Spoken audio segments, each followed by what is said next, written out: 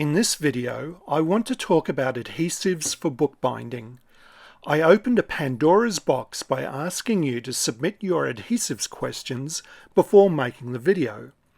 I think questions about adhesives are my most frequent. I thought I could put this seemingly simple subject to rest with a single video. I have been overwhelmed with questions, and clearly a single video is not going to do the job. What I hope to do is start with this video and go over what I think are the foundation basics of adhesives for bookbinding. This in itself may be a bit controversial and different to what you expect or maybe want to hear.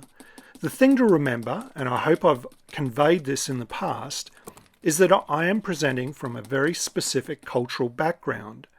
My main teachers have come from an English bookbinding tradition, and my secondary influence is North American. But I try my hardest to make my videos accessible and relevant to all over the world. I hope in this video to provide the advice to get someone brand new to bookbinding started, and to also cover enough detail that it will take people a long way on their bookbinding journey. But I can't tell you everything in one video. To understand how to use adhesives, you have to also know something about the materials that you're joining together. If you're not familiar with paper or board grain direction, about expansion of these materials by water, which is the main component in the adhesives I'll be recommending, you should watch my video on these subjects in conjunction with this video. There will be links in the description to other relevant videos. I will take my usual approach of providing some context about adhesives, then explain the main adhesives I use, when and how. I'll answer a few of the questions that I got many times and are relevant to people just beginning, but unfortunately many questions will have to wait until a future video. It is clear that historical use of adhesives and use of non-synthetic or animal protein glues will need a standalone video. Traditionally, bookbinders have used two categories of adhesive, glue and paste, and then a combination of these to get the benefits of each, which has been creatively named mix. Glue is the name bookbinders have traditionally given to animal protein adhesives, which is strong, a bit flexible, and bonds on the surface. Glue tacks fast and has little or no slip and introduces less moisture. This is great for areas like spines, covering, and for working fast. Paste is a starch-based adhesive that's not as strong as glue, has a long open time, penetrates the materials being adhered, and will slip after the materials are joined and introduces significant moisture. This is great for leather and paper operations, but tends to be slow. Slip is the ability to reposition materials being joined after they've been brought together. Mix is a combination of glue and paste. The idea of mix is that you get the benefits of both. It's a stronger adhesive but with less moisture, can be moved around for a bit but still tacks fairly fast. The operations I think it is most suited to is covering materials where positioning is important, and some paper lamination jobs, especially pasting in and made end papers. But any operation where a safety net makes you more comfortable is suited to mix. Traditional glue, animal protein adhesives, is smelly and inconvenient, having to be held at a warm temperature. The synthetic adhesive PVA, polyvinyl acetate, has mostly replaced protein-based glues, and when someone now refers to glue, you take it to mean PVA. Paste can be made with flour, usually wheat flour, or refined starch such as rice or wheat starch, but any starch can work. In the wet state, starch-based paste is a perfect culture medium for microbes such as yeast, mold and bacteria, and thus it will go off. To extend the life of paste, I sterilize the jars I use, add a preservative, a few drops of oil of cloves, and keep it in the fridge. To reduce exposure to oxygen, some people put water on top of it. but it will still eventually go off. Once the paste has been used in a book and dry, it's less attractive to microbes, except maybe mould if the book is kept in a humid environment. Starch does remain attractive to insects and rodents, which is less of a problem in modern homes, but they also like paper. Just like PVA is a good replacement for animal glues, methyl cellulose is a good replacement for paste. Microbes do not feed on methyl cellulose, and thus it lasts a long time, many months at room temperature. It's not as strong as paste, but this is seldom important in the applications that will be used. It does not require straining once made. Many people only use methyl cellulose and not starch paste, the exception being for covering in leather, which nearly always uses starch pastes. Mix made with starch paste goes off just like straight starch paste, so you can waste a lot of PVA using starch-based mix. For this reason, I mostly use PVA methyl cellulose mix. To summarise, when I talk about a substance that joins two materials together, I call it by the general name of adhesive. I then divide adhesives into two subsets, glue and paste. Glue and paste have very different properties, and bookbinders use the one appropriate for the operation being undertaken. Both glue and paste have historical versions and modern, more convenient versions. And sometimes you want the benefits of both, and this can be achieved by combining them, and this is called mix. One warning, I'm using the word glue in the context of bookbinding, but I don't want to specifically say bookbinding glue over and over. In another context, let's say woodworking, glue can mean other adhesives. If I say I'm gluing out some cloth, it means I'm using PVA. If I say I'm pasting out some paper, it means I'm using methyl cellulose. If I'm doing something different, such as using wheat flour paste, I try and remember to say so or show the lid of the jar I'm using, which is how I try and remind myself to say something in the voiceover. Occasionally I may say I'm gluing out an end paper, but I'm actually using paste. And this is simply a mistake by me, and I'm sorry I make the occasional mistake, but I hope the context, this video, or the lid of the jar make it clear what adhesive I'm actually using. On my bench, I always have EVA and methyl cellulose and EVA methyl cellulose mix. These two adhesives and the mix will make all the non-leather projects I've done videos on so far. I do lots of leather work and always use wheat flour paste for leather. For paper repair, I make wheat starch paste, which has no gluten in it. But wait, what is EVA? It's just another synthetic adhesive or glue that is very similar to PVA. When you're starting out, just pretend they're the same thing. I think PVA is easy to use, and thus in a moment I'll recommend you start with PVA instead of EVA, but I'll explain why I use EVA later. The first adhesive you should get is a PVA manufactured for use with paper, which is many brands of craft glues, too many for me to name or even know. They might not even be called PVA, and you may need to look at the fine print on the container. Most homes will already have one of these types of glues. In most of my videos on projects that are great for starting out, I try and only use one adhesive, and that's PVA. I'm trying to make these projects as accessible as possible, and PVA adhesives are common. The downside is that if you make a mistake, it is harder to recover because the PVA tacks fast. If I teach these projects in person, I often use a PVA methyl cellulose mix so people have an opportunity to recover small mistakes easily.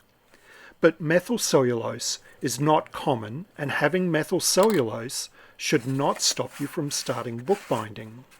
If you do make a minor mistake using PVA, pull the material apart right away, often needing a bit of force, and hopefully the damage is minor.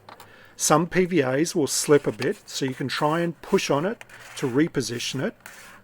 These early projects don't take much time and the materials are not expensive. I throw heaps of mistakes in the bin, and if you keep bookbinding you will too. It's just part of learning. The big question is, can you use Elmer's glue? Elmer's make lots of glues using the word glue outside the context of bookbinding. I cannot find positive confirmation on Elmer's website, but Amazon says that Elmer's white school glue is PVA based. While I've not used it myself, I see no reason you shouldn't use it for bookbinding, but only the Elmer's white school glue. I'll talk more about acid-free and archival in another video, but I do want to say in this video, don't use wood glue for bookbinding. If you bring two materials together with significantly different pHs, there will be a chemical reaction between them. Wood is acidic for many reasons, but let's say it's because it contains lignin. To avoid this reaction, wood PVA glue is made with a pH similar to most woods. For instance, one of my favourite glues is Titebond 2, and it has a pH of 3. So just don't use wood glues with paper. If you were ever young and an apprentice being taught by a master type figure, you'll remember being told how to do everything from how to sweep the floor to how to pull up your socks and tuck in your shirt. And if you swept the floor the wrong way, the bin would get emptied out and you'd have to do it again. If you were a bookbinding apprentice 100 years ago, you'd be taught the right way to apply different adhesives. But you're not working in a trade bindery. If you can get an even layer of sufficient but not too much adhesive on your work and get them put together before the adhesive dries, you're almost there. There's just a few tips that will make life easier and improve the quality of your work. When it comes to brushes, bigger is better. Round brushes hold more adhesive with less surface area for the adhesive to dry on, and you don't have to think about rotating the brush as you paste out in a radial pattern. But the small brush I use is flat. I use this when I need to be careful about where the adhesive is going, such as gluing a spine between the cords or tapes. I have one brush for paste and another one for PVA and mix. This means at a bench I have 4 working brushes. The small flat paste brush hardly gets used, but I have it anyway. The glue brushes will get hard over time and eventually thrown out. I typically get 2 years from these. You want the paste brushes to remain nice and soft, and these wash out perfectly and can last a lifetime. I use 2 brushes for 90% of my work, and this is a round brush about 30 millimeters in diameter with a plastic ferrule. Metal ones tend to rust, and getting rust in your glue can ruin a pot of glue. The small flat brush I use is 10 millimeters wide with bristles about 15 millimeters long. It's just a cheap brush. For adhesives, I like to use natural bristle brushes. I just do and don't think there's any reason not to use synthetic brushes if you want. For natural bristle brushes, you should thoroughly wet the brush before using and flick the excess water out before putting it in the adhesive. This makes cleaning it easy and they can last for many years. I try and remember to clean my brushes at the end of each day, otherwise they're sitting in the adhesive or in water. I try to minimize the time they lay on the bench drying out. I usually apply glue in a stabbing or stippling motion. This works the glue into rough textures, such as the surface of board or the weave of cloth, and gives a good even coating of adhesive. Your master will tell you to hold the brush like you're making a fist, not holding a pencil. I tend to just stipple, but I think the apprentice would also have been told to drag a bit too. If you apply PVA in a stroking motion, that's fine too, and I'm sure I do this often in videos. The technique for paste and paper is more important. You apply paste to paper in a brushing motion radiating out from the center of the paper. As soon as the paste hits the paper starts to absorb water, and this causes it to expand, or stretch as bookbinders tend to say. By brushing radially from the center, you move the extra width of paper outwards and avoid wrinkles forming in the paper. It's a good idea to brush out past the edge of the paper before lifting the brush. If you lift the brush before the edge of the paper can stick to the brush and you end up folding the paper back over itself. I think rollers are a great idea, but not so much for single jobs, which is all of my work at present. In general, I prefer brushes, so unless there's a large advantage, I'll stick with the brush.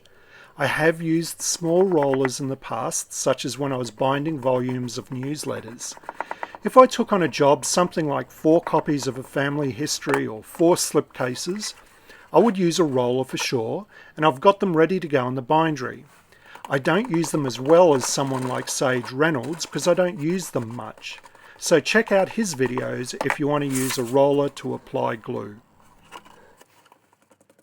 This video is starting to go on for too long, so I want to wrap it up with a recommendation.